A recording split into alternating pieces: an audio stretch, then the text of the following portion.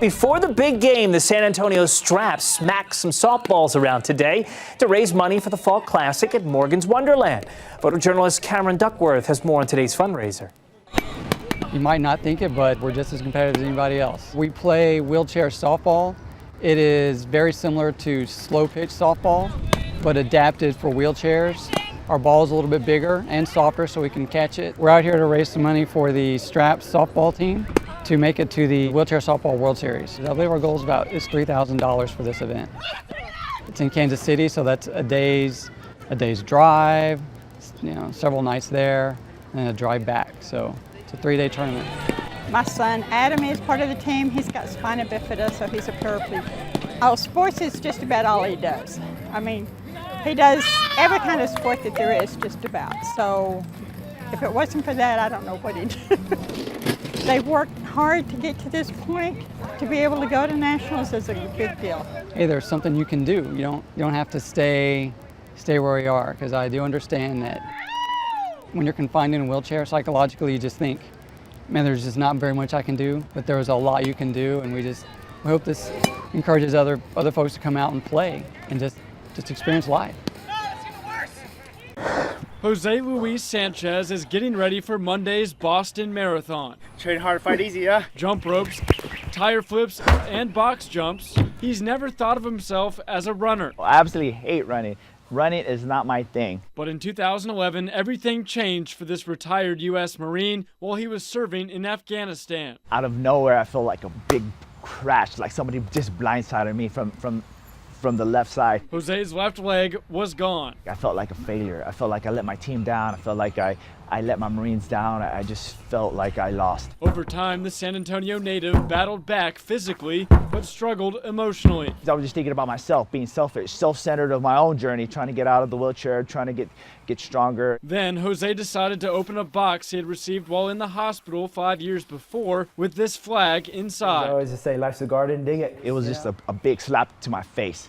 Like, how dare you keep this isolated for so long? So Jose began running marathons, raising his flag for the Semper Fi Fund. To showcase other people that we're still here. Nothing's gonna keep us down. A transformation 7 years in the making. He's now run 3 marathons with a 4th finish line coming up on Monday. We all could overcome anything and everything, and we always could overcome those adversities and challenges in our life. You just gotta have faith in yourself. Matthew Seedorf, News 4, San Antonio.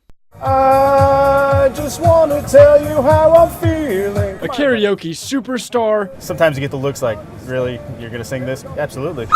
And a Bexar County Sheriff's deputy. Deputy first always, then singer after. Deputy Lawrence Turgeon was listening to the radio last week. Sitting outside the road parked, running traffic. When a Rick Astley song came on. Why this song? It's just easy to dance to and just brings out the goofiness in me. Just fun. Already wearing sunglasses. Threw on my recording on my phone and kind of sang along near the end of the song. The video was posted online, gaining more than 24,000 views since Sunday. Of course, you feel it already? Absolutely. We had to hear it ourselves. Around and desert you. A Bexar County Sheriff's deputy that can sing. Helps out with the morale of your day and put a smile on everybody else's face too. A little George Strait time? Yeah, let's do it. Always ready for his next encore. I'll let you start it off, sir, since this is your moment. Even if that means a duet. Amarillo by morning. Matthew Seedorf, News 4, San Antonio. San Antonio. Everything that I got is just what I got on. An old law with new enforcement. Police in Balcones Heights are now writing tickets for jaywalking. As police officers, we have a tendency not to enforce things unless they become an issue, and it's become an issue. In 10 minutes along Fredericksburg Road this evening, we saw more than 20 people cross the street illegally. Some even stopped traffic. We have had some pedestrians that have been struck. We rode along with Corporal Moreno as he patrolled. There we go. After just minutes, he stopped this man for jaywalking. Any particular reason why you didn't use a crosswalk? I'm trying to hurry up and get something to eat. I got you. During that stop, another man also illegally crossed right behind him. Another officer was there to write a ticket. We spoke with both offenders moments after. Do you think these tickets will help? No. Why not? Because people are still going to do it. They're doing it because people have been getting hurt crossing the street. And so maybe it's for the best. I mean, it's going to hurt my pocketbook, that's for sure. These citations can cost more than $150. It's my mistake, my fault. I know it's a crosswalk. That's why they're there for the safety of the people. An effort police believe could prevent an injury or even death. Public safety is the number one issue. Illegally crossing the roadway does jeopardize the safety of everyone. Tubes continue to hit the Guadalupe River, despite a lack of rainfall. If you pay attention, I've had people float all the way around and not have to get out of their tube. I've had other people say they had to get out of their tubes and drag it a couple times. Teresa Ackard says business is on the rise. It's a good year. It's better than the past couple years we have because we haven't been flooded out. A pattern she believes will continue for the week of July 4th. A year like this is actually better than a year where you lose half of it to high water.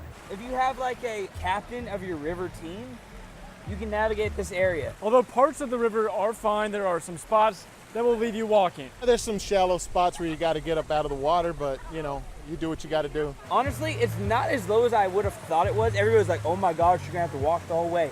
I've been able to float pretty well the entire way. A gauge out of Canyon Lake is measuring the flow to be around 55 cubic feet per second. It seemed like there was more water last year. A little extra work for those trying to stay cool. Many of these firefighters have been out here since 4 a.m., a long, hot, very intense day. You can actually still see a little bit of the smoke coming from the building. At this hour, 5 people remain unaccounted for. New cell phone video out of San Marcos shows this morning's intense apartment fire. It was definitely like a moment, like you have to like say I'm going to live or I'm going to die. I live in the windows on the first floor. Julia Riza woke up around 4 a.m. hearing screams. People at that point were already jumping out of the windows, trying to get out. At this hour, 5 people are still missing, 7 injured in total, 1 in critical condition. It happened so fast, you know. Saw a man on fire. Yeah, I mean, just things you see you don't want to see. Some people were on fire, rolling on the ground, and that's all we could do was tell them to roll on the ground. Jared Vasquez is one of roughly 200 people displaced from the iconic Village apartments. This is as close as he can get to looking at the damage inside. It just looks like burnt up beams now. Bunch of 2x4s. Crews spent all day putting water on hot spots as officials work to figure out what caused this massive fire. I'm a different man. We'll see how I live my life now. Put a lot of stuff into materials. Now I'm not. The woman we spoke with says her apartment does have smoke alarms. Hers didn't go off, but when she got outside, she could hear other ones. Officials just released the names of those 5 people that are unaccounted for. For that list, visit our website, foxsanantonio.com.